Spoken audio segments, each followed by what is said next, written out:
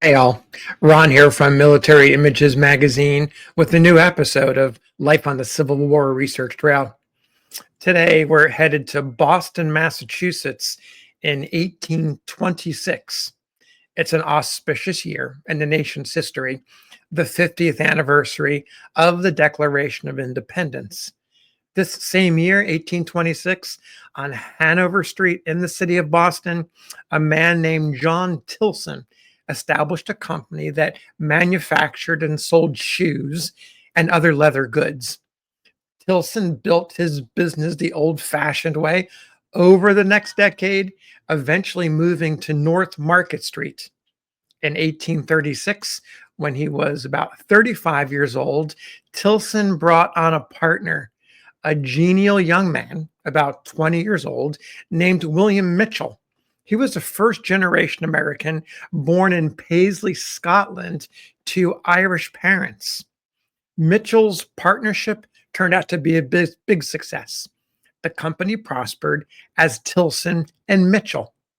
Now, Mitchell is pictured here about 1864, long after those heady days he spent building a livelihood with Tilson as a shoe trader. If you look closely, you'll see the creases in his face and the more obvious thickness of his body. They speak to someone who had grown comfortable in life and took some degree of pleasure in the finer things that were available to a relatively successful man of business and a man of some means. If you look at the uniform he's wearing, it also reveals that although he's in his 40s, he still believed that he could contribute to his country in the throes, his adopted country, in the throes of a civil war by actively participating in its armed defense. How he came to pose for this military portrait in 1864, it didn't happen overnight. The same year that Mitchell partnered with Tilson in 1836, an officer of the Boston Independent Fusiliers recruited Mitchell to join its ranks. Boston and just about every other town and city in the United States had one or more militia companies, and membership in them at this time was generally social and fraternal as the nation basked in the glow of relative peace, with the exception of westward expansion that prompted hostilities and clashes against Native Americans. No major troubles were visible on the horizon. The chances of being called up for state or federal service and activation for combat seemed incredibly slight, if impossible. Then, 10 years later, 1846, came the war with Mexico. By this time, Mitchell had a decade of militia experience in Boston that he could call upon. He served in many roles as a clerk, as a sergeant, and as a senior officer. According to one report, during the Mexican War, he formed a company, but I wasn't able to find any evidence that it completed its organization or mustered for service. In some ways, the fact that we can't trace the company is of no matter.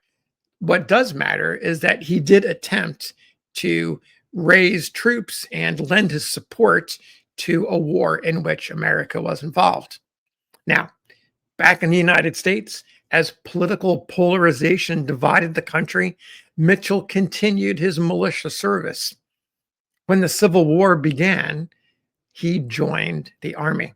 In October 1861, at age 44, Mitchell joined the 28th Massachusetts Infantry as first lieutenant of Company G.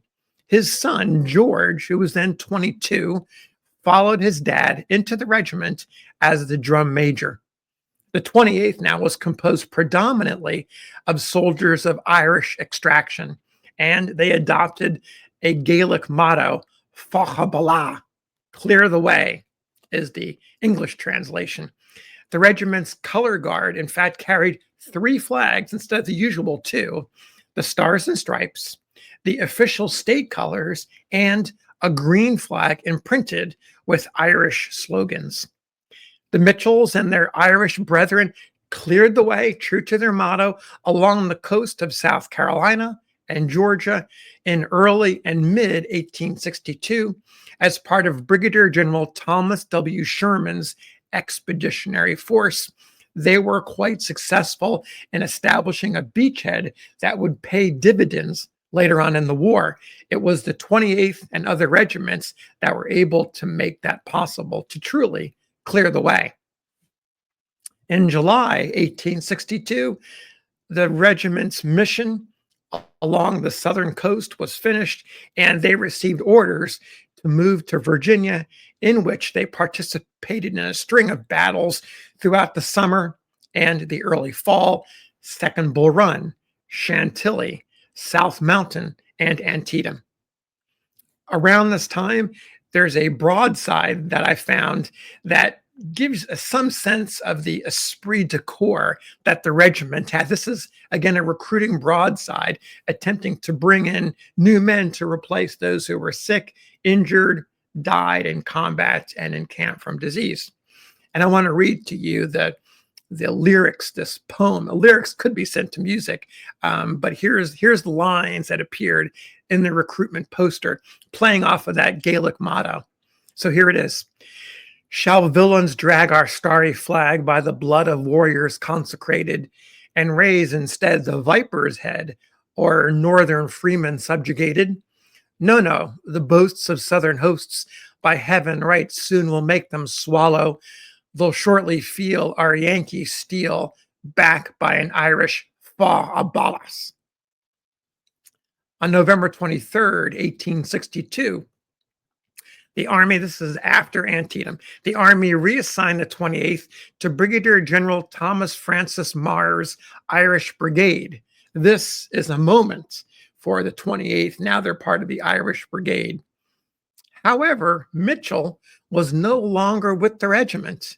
Just 10 days earlier, before this moment, this historic moment in the regiment's history, Mitchell resigned his commission.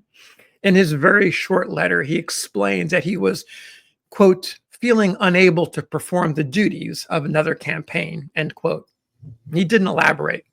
However, the colonel of the 28th, his colonel, Richard Burns, endorsed Mitchell's letter with a little note that gives us a bit more information. Burns noted, Lieutenant Mitchell is over 50 years of age and is not able to stand the fatigues of hard campaigns. Though Burns overstated Mitchell's age, you may take at face value that his determination against the rigors of life in the field had taken a toll on the older man. Mitchell was, in fact, older than many of the generals who commanded him. Take Thomas Francis Marr, case in point. He was about 7 years Mitchell's junior, and Marr, like most generals, received better care and feeding than most of the men in the ranks and the line officers, of which Mitchell was one. Mitchell, in fact, exhausted by his service, returned to Massachusetts, while his son George stayed on in the 28th, rising in rank to first lieutenant. It was in May of 1863. And then, about that time, he left to become a captain and company commander in the 84th U.S. Colored Infantry. He spent the rest of the war with his company in Louisiana. Now, back in Boston, Mitchell found a way to serve his country in a military way that had not existed when he resigned. Between March and June 1863, the United States Army created the Invalid Corps. It was designed for soldiers who were unable to handle the rigors of active duty to be able to instead serve in less demanding support roles as guards, as clerks, and other positions far off the front lines. The Invalid Corps' title was changed to the Veteran Reserve Corps, also known as the VRC. That was in March of 1864. Right around that time, Mitchell finds his way back into the Army, this time with the VRC. He joined the VRC as a first lieutenant and provost with the 108th Company, which had been formed and stationed in York, Pennsylvania. That was until August of 1865. Mitchell, in fact, is pictured here. He posed in a York, Pennsylvania photographer studio. He's dressed in a uniform. If this was a color photograph, you would see the uniform was sky blue to distinguish members of the VRC from the rest of the Union Army. He also wears a provost marshal badge, or what I believe to be is a provost marshal's badge, which is a similar idea to the kind of badges that you would find a civilian law officer, a civilian marshal wear. After the completion of his service in 1865, Mitchell returned to Boston and his shoe business. He remained and kept his membership in the Fusiliers, rising to the rank of colonel and commander of the company. He also joined a very unique group called Soul of the Soldiery. This is an honorary company of officers who belonged to different militia organizations across the Boston metropolitan area. It was, again, an honorary group, so they actually didn't perform in drills and things like that. They may have done some marches, but they were basically a fraternal organization of Boston officers. At some point, Mitchell relocated to Cape Cod, where he died in 1873 after suffering a case of spinal meningitis. He was only about 57 years old. He's buried in Mount Auburn Cemetery in Cambridge, Massachusetts, and his well-attended funeral included pallbearers from the Fusiliers. So there's a story of a man who was old enough to be the father. In fact, he was the father of one soldier he served with his son, but old enough to be the father of those in the ranks of the 28th Massachusetts. And despite his age, he went ahead and decided to fight to defend his country. So thanks for listening. We'll see you on the next episode of Life on the Civil War Research Trail.